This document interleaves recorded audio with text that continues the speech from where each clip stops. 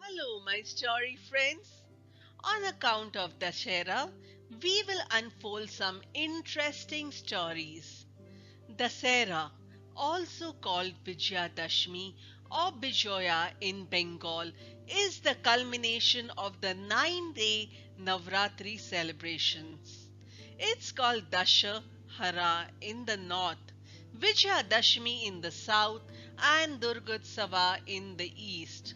Whatever the name, one has to agree that the festival of Dussehra is one that unifies the nation, celebrating the victory of good over evil. Observed on the 10th day in the month of Ashwin or Kartik, September-October, the most popular legend associated with it is the triumph of Vishnu's Rama avatar over the demon king of Lanka, Ravana, who abducted Rama's wife Sita. However, this is not the only story in Indian Puranas that is tied to Dussehra. Here I present you four interesting Dussehra stories and their significance.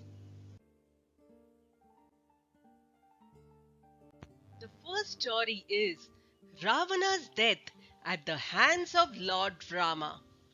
Most of the northern states of India see this festival as the day when Rama killed the 10-headed king of Lanka, Ravana.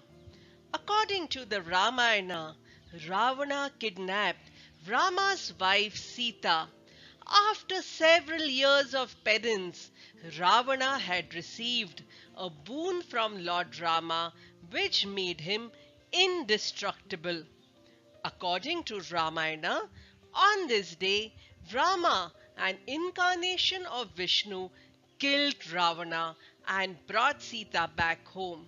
The word Dussehra is made up of two Hindi words, Das meaning 10 and Hara meaning lost in battle. Therefore, when combined, Dussehra stands for the day when the 10 evil faces of Ravana were destroyed by Lord Rama. This is why statues of Ravana, Kumbhakarna, and Meghnad are burnt all over the country. Ramayana states that Lord Rama, Lakshman returned with Sita to Ayodhya 20 days after Dussehra. To welcome them, Ayodhya was lit up with thousands of earthen lamps. Diwali is celebrated on that day. Dussehra also marks the beginning of pleasant and cold weather. Second story is of the mighty Pandavas and the worship of the Shami tree. There is another interesting story behind Dussehra celebration. According to legends, the Pandavas, the five sons of Pandu, were exiled for 12 years after losing a game of dice. During their exile period, they had to conceal their identity. So, before entering the kingdom of Virat, they hid their weapons in a Shami tree. At the end of the 1 year of disguise, they came back to find their weapons and worshipped goddess Durga, the deity. They completed their final year of exile on Vijayadashmi. They disclosed their true identity and recovered their weapons from the tree. Today, on the day of Vijayadashmi, both weapons, tools, and Shami tree are worshipped.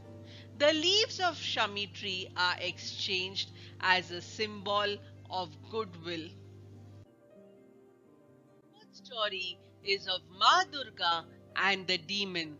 In many other states of India, the festival is dedicated to the victory of goddess Durga over the demon Mahishasura. According to the Puranas, Mahishasura performed severe penance to be immortal. However, when Lord Brahma told him That wasn't possible. The arrogant demon altered his request, instead, wishing that if he were to be killed, it had to be by a woman. The deeply prejudiced Mahishasura was extremely confident that no woman was strong enough to slay him. Soon, with his newfound strength, he started creating havoc in the three worlds, terrifying even the gods themselves. So, they decided to do something in order to free the living beings and restore the Swargaloka. So they gave rise to goddess Durga, who is a symbol of Ma Shakti, and gave her the godlike weapons. The goddess was blessed with 10 hands and weapons to help her slay Mahishasura. The story says that the battle between Durga and Mahishasura went on for 9 continuous days and 9 nights, and finally, on the 10th day, Goddess Durga killed Mahishasura, and so Vijayadashmi is celebrated as her victory over him. The fourth story is about Guru Dakshina. The Dussehra festival story is not only about any battles or victory of good over evil. It is about a young Brahmin boy, Kautsa, who insisted his guru, Rishi Varatantu, to accept Guru Dakshina. The guru was reluctant at first, but the Brahmin boy was very persistent. Finally, Guru asked him to give 140 million gold coins as Guru Dakshina for the 14 sciences that he taught the young boy. So Kautsa visited the generous King Raghu. King Raghu asked Kautsa for 3 days to ask for the coins from Lord Indra. Indra asked Kuber, the Lord of Wealth, to rain gold coins on the Shanu and Apta trees that surrounded King Raghu's city.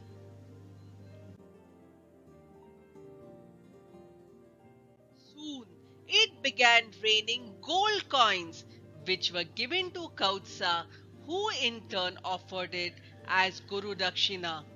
Since Rishi Varatantu had asked for 140 million, he returned the rest to Kautsa. Kautsa returned the well to Ayodhya on the day of Dussehra, which was distributed among the people of Ayodhya. This is where the practice of distributing the leaves of the apta trees as gold was born.